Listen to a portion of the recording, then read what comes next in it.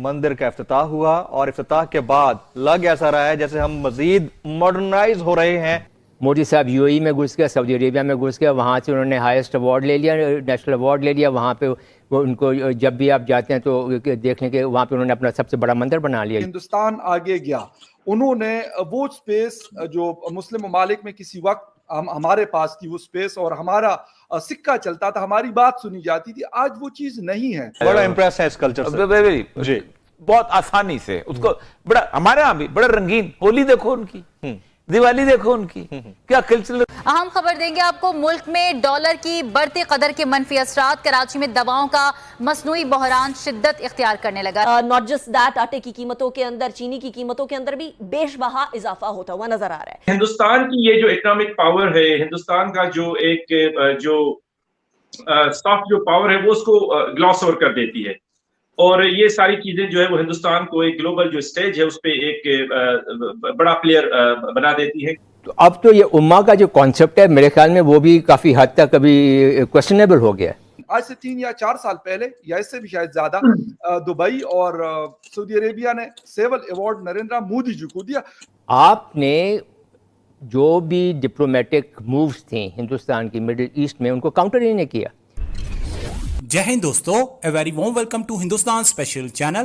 Prime minister Modi की खाड़ी देशों में की गई सकारात्मक पहल अब रंग ला रही है, जिसका नतीजा है कि इन मुस्लिम देशों में भी एक के बाद एक भव्य हिंदू मंदिर बनाने की बात सामने आ रही है।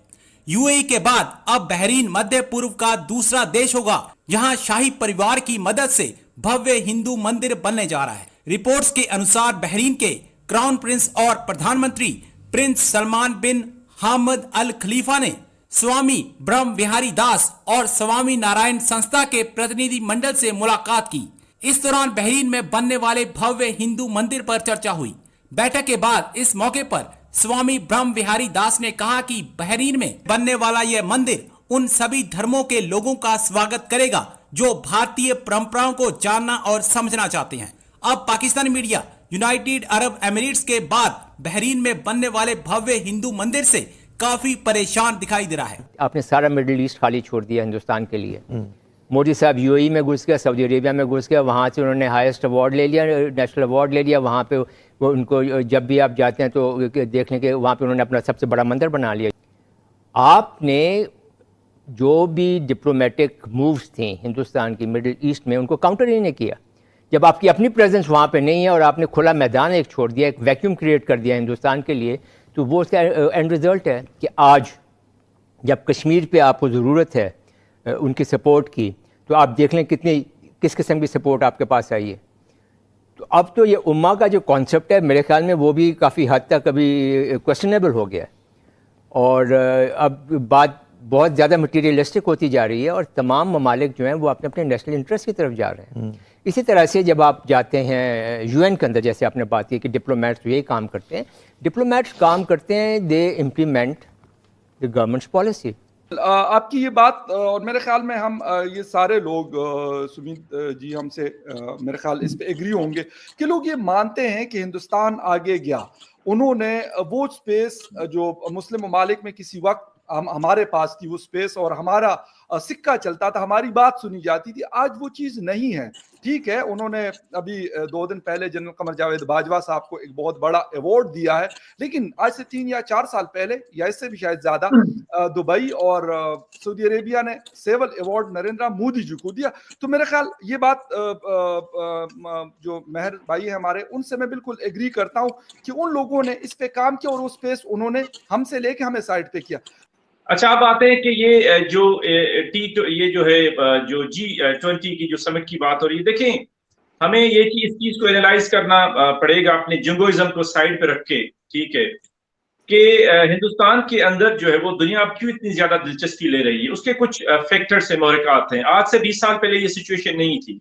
आप देखें हिंदुस्तान की जो इस वक्त जो इकोनॉमी है, मैशत है, वो बहुत बड़ी एक जो है इकोनॉमिक एक पावर है, बन चुका है, उसमें कोई शक नहीं है।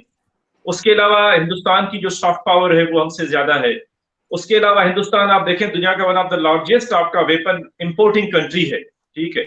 ये जो सारी चीजें ये वेस्टर्न कंट्रीज को अट्रैक्ट करती हैं, तो जाहिर बात है ये चीज हिंदुस्तान को एक जो डिप्लोमेटिक जिसे आप क्लाउड कहते हैं, या आप उससे ग्लोबल एक लिवरेज एक मिल जाता है हिंदुस्तान को, कि हिंदुस्तान की बात फिर ज्यादा सुनी जाती है इंटरनेशनल कम्युनिटी के अंदर, डिस्पाइट द फैक्ट कि दुनिया हिंदुस्तान की जो ह्यूमन राइट्स वायलेशंस हैं कश्मीर, उसको भी वक्तन फवक्तन उसको भी हाईलाइट करती है। आपने देखा है कि यूनाइटेड नेशन के प्लेटफॉर्म से या EU के प्लेटफॉर्म से उस पर काफी जो है ना वो रिजर्वेशंस या ऑब्जर्वेशंस आती हैं जो कश्मीर के अंदर जो सिचुएशन है। लेकिन हिंदुस्तान की ये जो इकोनॉमिक पावर है, हिंदुस्तान का जो एक जो सॉफ्ट जो पावर है वो उसको ग्लॉस ओवर कर देती है। और ये सारी चीजें जो है वो हिंदुस्तान को एक ग्लोबल जो स्टेज है उस पर एक बड़ा प्लेयर बना देती है, जिसकी वजह से फिर हिंदुस्तान अपने उस लेवरेज को, उस डिप्लोमेटिक क्लाउड को यूज करके ये सारी चीजें कर पाता है। तो ये एक जो है वो उसकी वजह है। आप देखेंगे मोदी के आने के बाद उसकी जो आउटरीच है, स्पेशली आपके जो मुस्लिम कंट्रीज हैं, गल्फ कंट्रीज हैं, जो कभी पाकिस्तान के साथ बहुत ज्यादा क्लोज उनके रिलेशंस होते थे, अभी भी हैं, लेकिन हिंदुस्तान ने वहां पे बहुत ज्यादा अपना फुटप्रिंट जो है ना वो एस्टेब्लिश कर लिया है, जो पहले आपको इतना ज्यादा नजर नहीं आता था। क्यों? क्योंकि अभी आजकल की जो ये जो 21वीं सदी है फकीर, ये जियो इकोनॉमी की सेंचुरी है, 21वीं जो सदी है, इस पे नेशंस एक दूसरे में देख रही है कि इकोनॉमिक इंटरेस्ट क्या है। आप देखें कि सबसे ज्यादा इंडियंस आपके सऊदी अरब में है, जो गल्फ कंट्रीज है वहां पे, दुबई में उनकी ज्यादा इन्वेस्टमेंट है। इंडिया जो है ना सऊदी अरब का एक बहुत बड़ा क्लाइंट है जो है वो एनर्जी का, तो जाहिर बात है उनको वो अच्छे लगेंगे। तो ये एक बहुत बड़ा फैक्टर है जियो इकोनॉमी का, और उस जियो इकोनॉमी का जो कॉन्टेक्स्ट है उसमें हिंदुस्तान ज्यादा फिट आता है कंपेयर टू पाकिस्तान। यही हिंदुस्तान था 20-30 साल पहले, उसको कहा जाता था हिंदू रेट ऑफ ग्रोथ।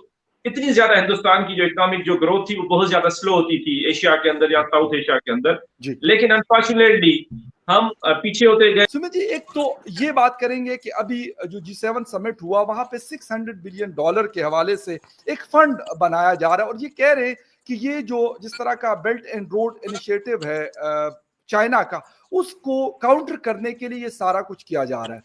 पहले मतलब अगर हम लास्ट 6 मंथ के मुख्तलिफ किस्म की समिट्स की बात कर लें, वहां पे जहाँ पे अमेरिका भी था तकरीबन मोस्ट ऑफ द टाइम और हिंदुस्तान भी होता है, तो वहां पे एक पॉइंट बड़ा कॉमन है कि चाइना को एक्सक्लूड करने के लिए कोई बात होती है, वो क्वाड समिट हो, वो कोई मतलब और ऐसी बातचीत हो, ये चीज लाजमी होती है। यहाँ पे भी ये वाली बात हमें नजर आ रही है कि $600 अरब को इसीलिए इकट्ठा फंड बनाया जा रहा है कि चाइना को साइड पे किया जाए और जहां जहां पे वो अपना मतलब इन्फ्लुएंस चाहता है उसको कम किया जा सके।